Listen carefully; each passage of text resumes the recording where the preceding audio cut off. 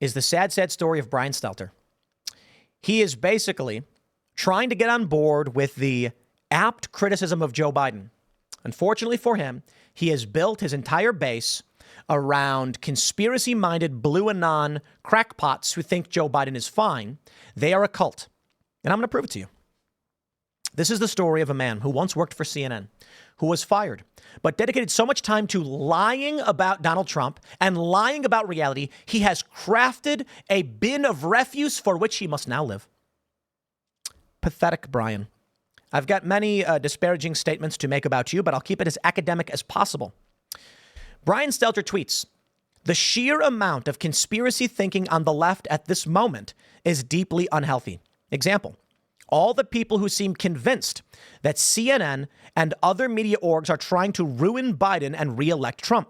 In reality, news outlets are merely trying to report the news."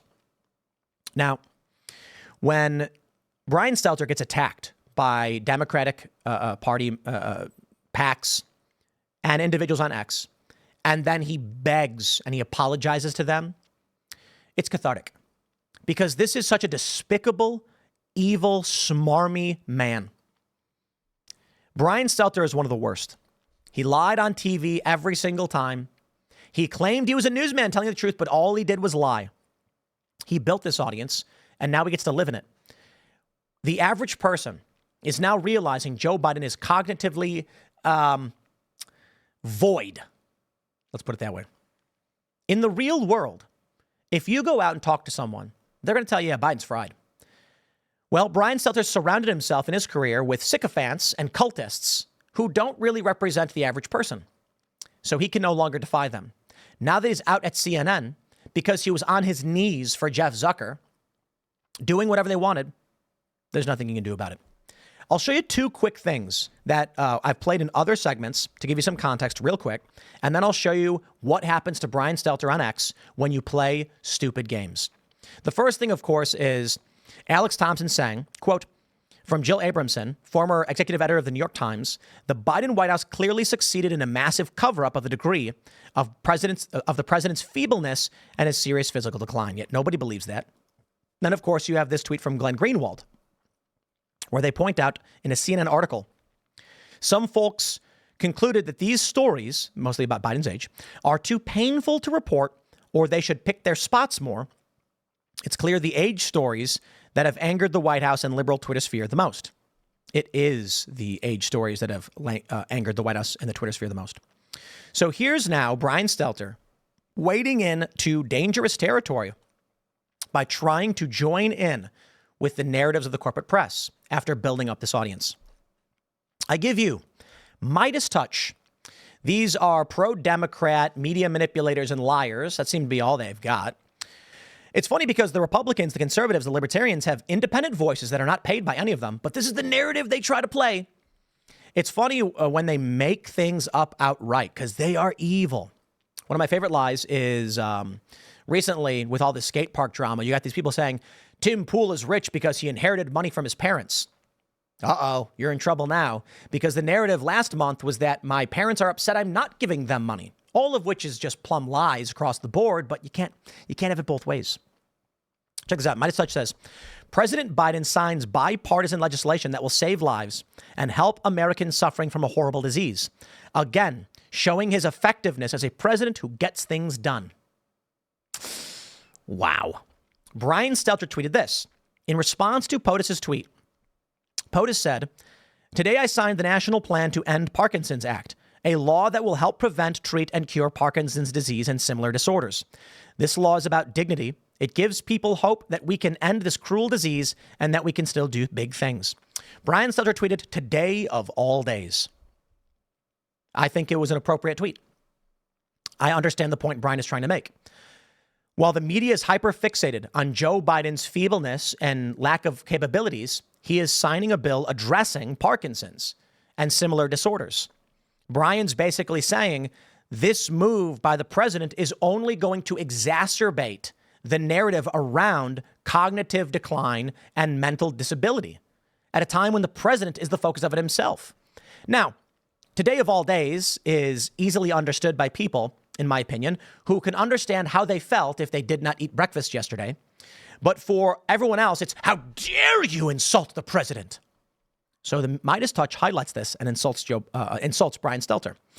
Well, don't worry, everyone. Brian Stelter is as feeble as they come. He tweeted, I am not the media. I'm just one imperfect guy. I screwed up with this tweet and I'm here to say sorry. Sorry for what? What did you say? I don't get it. Are you kidding? You know, the funniest thing to me is that Brian Stelter has been bald for so long, which usually indicates high testosterone, but this guy is as low T as they come. That's the first thing I thought. I'm like, Brian, how do you not have hair? You're supposed to have a lot of testosterone. How about you tell these people to go shove off? How about you say, I said what I said. You got a problem with it. The door is over there. Unfollow me. Dude, I've been in, I love it when these people are like, Tim Pool is fighting his audience again. I'm like, shut up. Fighting. Dude, if I believe something and literally everyone who follows me tells me I'm wrong, you think I'm going to be like, I guess all of you people are right. My convictions are meaningless. I'll get out of here, dude. I've had periods where people unfollow me. I get unfollowed all the time. Like, welcome to real life. It's fascinating when people are just like, I can't believe you would say that, Tim. I'm unfollowing you. And I'm like, well, I can't do anything about that. This idea that you can live in this world where you will please all the people all the time is the stupidest thing imaginable. You can be your best. You can try your best to be honest, have integrity, and state your positions. And you know what I hear mostly from people who follow me? Tim, I don't agree with most of what you say, but I can respect that you're being honest about the news and what's actually going on. And my attitude is, hey, look, man, I'm going to believe what I believe based on the world that I grew up in, the things that I've learned and the things that I've seen. And we're going to disagree on the best path forward because neither of us are the smartest people in the world. But here's what happened. And that's why I can respect. There's some progressives I can respect. You know, I think Crystal Ball's great. I think Kyle Kalinske is pretty good too. But they get things wrong, and that's fine. I get things wrong as well. But I know that both Crystal and Kyle are people that will sit down and have a conversation. And if I say, take a look at the story, here's the thing that happened, they'll both be like, interesting. And then we'll disagree on what the solution is or the assessment or the prescription or whatever it may be. And that's life. And that's totally fine. And that's basically me and every other conservative. This is what you get with the likes of Brian Stelter and CNN. I'm not the media. I'm just one imperfect guy. I screwed up. Uh-huh. Here you go. Cliff Schechter. Don't worry, Brian. I'm sure your old pals at CNN will circle the wagons for you as you did for them, as you all do for each other, rather than admitting you're spending more time on Biden's age than Trump's felonies, open treason, and the threat he poses with the imbecilic SCOTUS. But by the way, I'm not your conspiratorial left. I don't think CNN wants Trump to win. They want ratings, and that trumps, if you will, democracy. You're what network predicted, WWE, bread and circuses. Your old channel is helping stab democracy in the heart. And the funny thing is, Cliff, we agree on so much, and we disagree on so much as well. Ain't that America? You're right. CNN wants ratings. It's WWE. It's bread and circuses. You are 100% correct on the assessment right here. CNN is playing the game right now because they've been burning their audience. Their ratings 2 weeks ago, and the key demo was 49,000. They're averaging 80,000. Let me check right now. I'm pretty sure we've already trounced their primetime ratings with this morning show. Let's see if I pull up the analytics right now and take a mosey on over to where we're currently at with our ratings. We are currently sitting, at 100,000 total views so far for this live broadcast. So to be fair, it's in an hour and a half. We've gotten about 100,000 viewers. And so, I don't know, I can call that, is it fair? It's probably not fair to call it 60,000 for the first hour because there's a big spike. So it could be like 70 or 80. But in this morning show, I've gotten substantially more ratings than their prime time show. And also, to be fair, Timcast IRL does like 300,000 in an hour and a half. And so, there you go, CNN. And the important thing is this is a key demo. This is a key demo. So CNN, they know what's going on. Their ratings are on fire. The media has shifted. There's no denying it. This is what I said to the Krasensteins and to Destiny. These are liberal pundits. Only for so long can you maintain the facade of Biden being functional. Because sooner or later, regular people realize you're lying to them. And that's what CNN's saying right now. They're basically coming out and going, oh, man, oh, geez, we had no idea. Oh, I can't believe it. It was a cover-up. The White House covered it up. Because the American people know. So how does the media escape? Regular people are starting to realize the media lied to them. That's bad news for CNN. The angle being played by the likes of CNN, the New York Times, and otherwise is it was a cover-up. They covered it up and we had no idea. CNN's now trying to play the look at Cuomo and the tour that he's doing, trying to be like, I've been reasonable the whole time. I'm a centrist. It is WWE. It is ratings. But Brian, you reap what you have sown. Siraj Hashmi tweets, Brian Stelter, welcome to the deplorables. Let me show you the series of tweets. First, he shows Brian Stelter's tweet, today of all days, referencing the Parkinson's thing. And then you have, here's one, no evidence or reporting that Biden has Parkinson's as you imply here, which is not what he implied. It's an ableist comment. If he had Parkinson's, it could have no effect on his ability to do the job. And 3, unfollowing. Bye. 1, Alexander Boyd says, go outside and touch some grass. I love that one. Because, these people they're keyboard warriors all the same. They're sitting here on Twitter being like, hey, you touch grass. I'm like, you touch grass. The problem for me is I touch too much. We got 50 some odd acres of grass. We got to get the guy to come in and mow it. That means nothing. Shut up.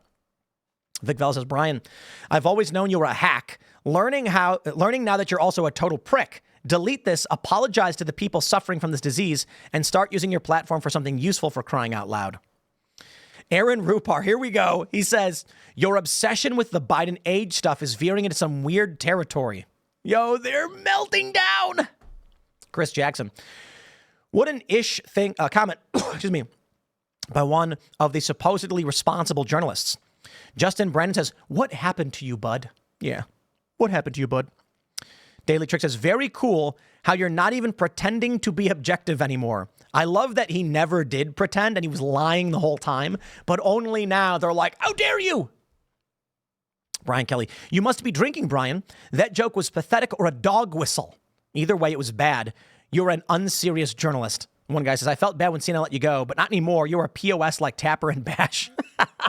Jake Tapper and Dana Bash didn't do anything. They literally just hosted a debate and Biden failed, and they're attacking them for it.